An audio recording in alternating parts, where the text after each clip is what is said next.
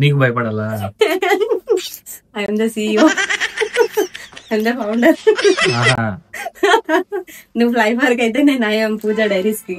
పూజా జీకి, పూజా జీకి, పూజా diaries కి నేను founder. Sorry అండి, ముజే మాఫ్ కరో. దేనికి? అదే CEO గారిని జడ్జ్ చేసినందుకు. Exactly, you should have judged me. I'm just a director and DOP అంతే. నేనే రాసుకొని, నేనే చేసి, నేనే చెప్పి. మస్తు షేడ్స్ ఉన్నారా నీలా? అబ్బో కమలాసన్. రాయకు ఏ రాస్తా, రాయకు రాస్తా. ఎన్నిటర్లు ఉన్నాక మనం ఎందుకు రాయద్దు? అట్లుంటది మనతో. చెప్పాలనుకుంది చెప్పాలిగా. మొత్తానికి మరి ఆడియన్స్ కి ఏం చెప్తాం అనుకుంటాను. ఆడియన్స్ కా మనం రిలేషన్షిప్ ఎక్స్పర్ట్స్ అయితే కాదు, బట్ స్టిల్ రిలేషన్షిప్ మీద ఒక గైడెన్స్ ఇద్దామని. అంతే అంటావు? అంతే. నువ్వు నన్ను ఇంటర్వ్యూ అవుతున్నట్టుంది ఇక్కడ. క్వశ్చన్ అడుగుతున్నాయింది నన్ను. CEO నన్ను అడగకు. అదే జడ్జ్ చేయద్దు, CEO క్వశ్చన్స్ అడగద్దు. నేను అడగాలి, నువ్వు ఆన్సర్ ఇవ్వాలి. ఓకే రెడీ, టేక్ లోకి వెళ్దామా? Ready ready ready. కడమైతుంది.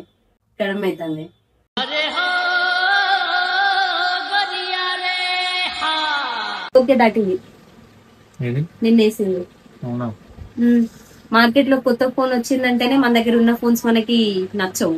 అలాంటి ఒక పర్సన్ నుంచి లాయల్టీ, కేర్, లవ్ సపోర్ట్ చేస్తున్నాను.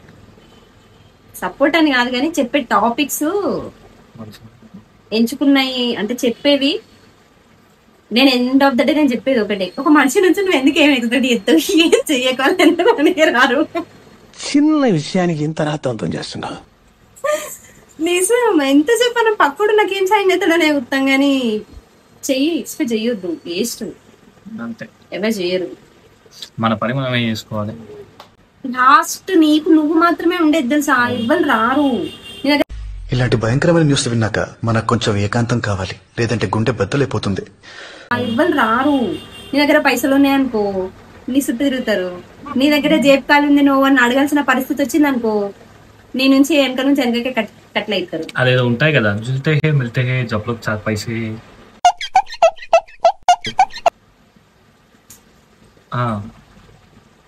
మొన్న రీసెంట్లీ ఎవరో అడిగిరబ్బా, మా అమ్మని ఎవరో అడిగిరు నాకు, చచ్చిపోయినాక సావు ముంగట ఉంటది మనుషులు అనుకుంటారు, కానీ అదేదన్నా సంతోషం ఫంక్షన్ అనుకో అందరు ముంగట ఉంటారు.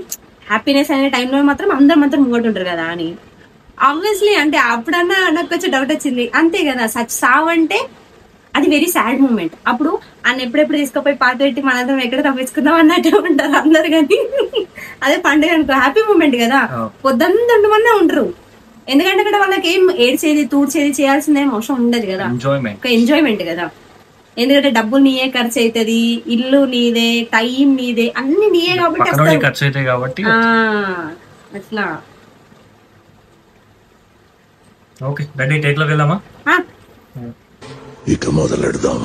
హాస్పిటల్ కి కానీ మందులు తెచ్చుకున్నా. ఇవాళ మంచి వచ్చి కూర్చొని పెడతా తెలుసా. ఎట్లా అనుకున్నావు? మళ్ళా వచ్చిన నాకు బాగాలేదు, కానీ ఫుల్ వీడియో ఈ మధ్య అసలు చేసుడే అవుతలేదని మళ్ళీ ఫుల్ వీడియో పెట్టుకున్నా. చూసేదాకా జ్వరం వచ్చినా కూడా చేస్తుంది వీడియోలు. కష్టజీవి, అప్రిషియేట్ చేయాలి. కష్టజీవి. ఇంకొంచెం ఎవరురా నువ్వు ఇంత టాలెంటెడ్ ఇంకొంచెం సపోర్ట్ కష్టజీవి ప్రజా. నేను ఇంకోటి ఏంటంటే ఆడియన్స్ కోసం ఏమన్నా చెయ్యాలి. ఏంది నాకు యాక్సిడెంట్ అయినాక నుంచి బ్యాక్ టు బ్యాక్ వీడియోస్ తెలుసు అసలు మనవి. మరి ఎక్కడ టైం ఉంటుంది, అటు ఆఫీస్, మళ్ళీ నేను ఇక్కడ నుంచి హైదరాబాద్ కి షిఫ్ట్ అయినా, అక్కడ హాస్టల్ చూసుకొని అటు జాబ్ చేసుకుంటా, నైట్ షిఫ్ట్ చేసుకుంటా. నా బతుకు రోడ్డు వైడనింగ్ లో సగం కొట్టేసిన బిల్డింగ్ లాగా అయిపోయింది. ఉండడానికి పనికిరాదు, వదలడానికి మనసు రాదు. మళ్ళీ ఆఫీస్ అయిపోగానే అర్లీ నేను అర్లీ మార్నింగ్ అయితే తెలుసా, మైండ్ ఫ్రెష్ ఉంటదని ఆఫీస్ రాగానే ఎర్లీ మార్నింగ్ ఫ్రెష్ అప్ అయ్యి వీడియోస్ చేసి పడుకుంటా, లేచి ఎడిట్ చేసి పోస్ట్ చేసి మళ్ళీ ఆఫీస్ పోతా. That's my dedication. కష్టపడాలి. కష్టే పని. ఎప్పుడైనా మరి అదే కష్టే పని. మిస్ కావద్దు కదా. అండ్ దట్ వీకెండ్స్ వచ్చినాయంటే మళ్ళీ నీకు ఫోన్ చేసి ప్రశాంత్ పాప బయట పోయి షూట్ చేయాలని తమని బతలాడాలి. తమరికి వీలుందా, తమరు అపాయింట్మెంట్ దొరుకుతుందా? అదేదో ఊకే ఫోన్ చేస్తున్నట్టు.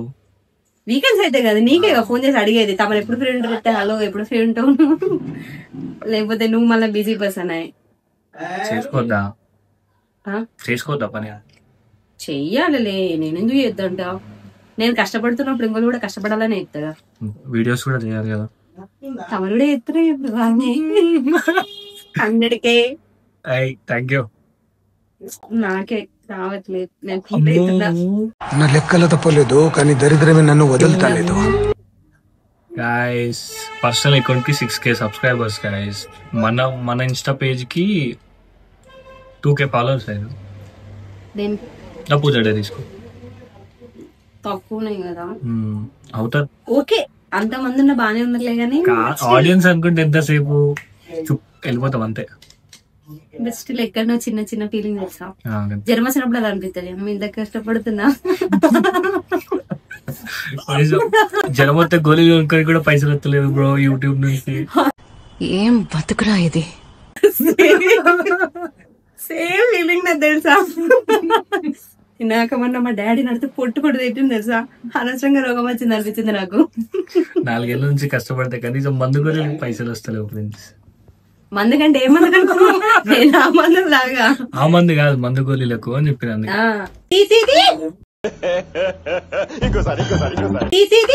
అందుకే నాకు నా చిన్న బుర్ర కష్టపడుతుంది. కష్టపడాలి మరి, ఉత్తరే వస్తాయి వ్యూస్. నిజం తెలుసా, నాకు నేను స్కూల్లో ఆడుకున్నప్పుడు ఒక క్వశ్చన్ ఆన్సర్ నాకు ఆదుకుండేది కదా. ఇంత పెద్ద పెద్ద పేరెంట్స్ యాద పెట్టుకోవాలంటే ఎంత నరకం తెలుసా. అంతా చూడకుండా చెప్పాలి, మళ్ళా చూసుకుంటే చెప్తే ఎక్కడ ఫీల్ పోతుందో అని అంతా రెడీ చేసుకొని చూడకుండా చెప్పాలి.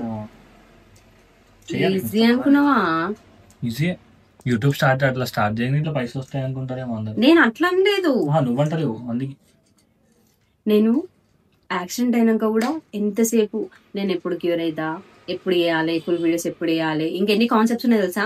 అరే ఇవే చేరికవుతున్నా, అవి నేను ఎన్నడూ ఎత్తాను అనుకునేదాన్ని. అందుకే ఎట్లా కిందనో మీద ఫస్ట్ స్టార్ట్ అయితే చేస్తే ప్రోగ్రెస్ అని ఉంటుంది కదా. Consistency matters. ఓకే సరే, ముచ్చట తర్వాత పెడదాం, ఫస్ట్ టేక్ లోకి వెళ్దాం.